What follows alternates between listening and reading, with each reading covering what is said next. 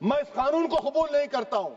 تو مہاتما گاندھی نے کیا کیا؟ انہوں نے اس قانون کو پھاڑ دیا.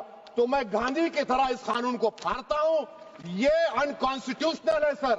اس دیش میں جھگڑے پیدا کرنے کا کام بی جے پی کرنا چاہتی ہے مسجد اور مندر کے نام پر. اسی لیے میں اس کا کنڈیم کرتا ہوں. کل کلیکٹر یا ڈسٹرکٹ آفیسر بولے گا کہ بھائی صاحب یہ گورنمنٹ پراپرٹی ہے, سٹیکر لگا دیا جائے گا. مسجد بند گورنمنٹ پراپرٹی ہو گئی, ہوگی نا سر؟ اب یہ بتائیے, آپ جب سے یہاں پر پورے بی جے پی رولنگ پارٹی ہم کو گیان دے رہے ہیں کچھ نہیں ہوگا, کچھ نہیں ہوگا.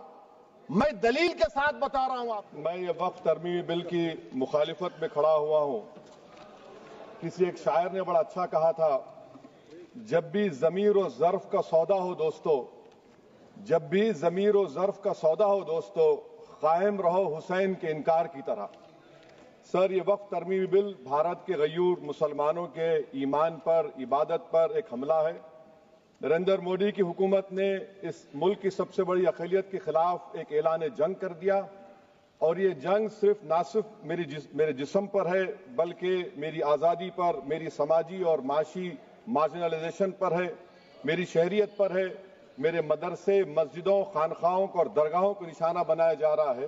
اور یہ حکومت سچائی کو نہیں بیان کر رہی ہے کہ یہ ترمیمی بل سے مسلمانوں کا تحفظ, ترقی اور غربت کا خاتمہ ہوگا. یہ سراسر جھوٹ ہے.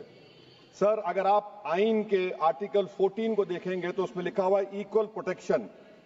اب آپ دیکھ لیجئے سر کہ ہندو, سکھ اور جین کو اور بودھ کو ان کے انڈومنٹ میں تحفظ ملے گا کیونکہ ان کا انڈومنٹ بائی یوزر برقرار ہے, اور ان کا ایڈمنسٹریشن ان کے ہاتھ میں ہوگا کہ غیر ہندو یا غیر ان کے مذہب کا آدمی دان بھی دے سکتا ہے ان کے لیے.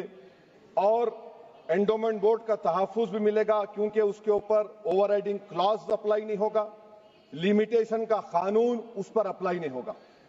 اس کے برعکس اپوزٹ آپ دیکھ لیجئے, مسلم وقف کو وقف بائی یوزر نکال دیا گیا.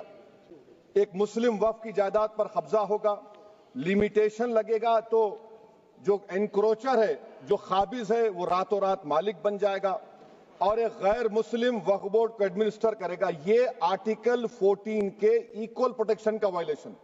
اب آرٹیکل 14 میں سر ایکوالٹی بیفور لا بھی ہے, اور اس کا کیسا وائلیشن ہو رہا ہے کہ کوئی آربیٹری سٹیپ نہیں لے سکتا, اور کوئی بھی افیشل کسی بھی طریقے سے غلط آربیٹری فیصلہ نہیں لے گا. یہاں پر آپ ایک ڈیزگنیٹڈ آفیسر کو رکھ کر وہ فیصلہ لے گا کہ یہ جائیداد وقف کی ہے, گورنمنٹ کی ہے. کیا یہ پرنسپلز آف نیچرل کے خلاف نہیں ہے جس کا